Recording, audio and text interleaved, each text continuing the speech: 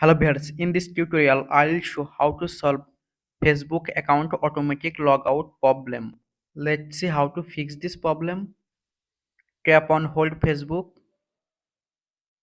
click on app info or I button, tap on force stop, tap on OK, tap on storage and cache, tap on clear storage, tap on delete. Go to Play Store, click on search bar, search Facebook,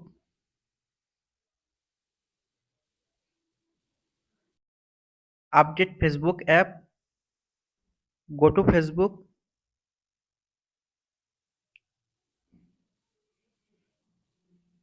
problem solved. Thanks for watching. Don't forget like and subscribe.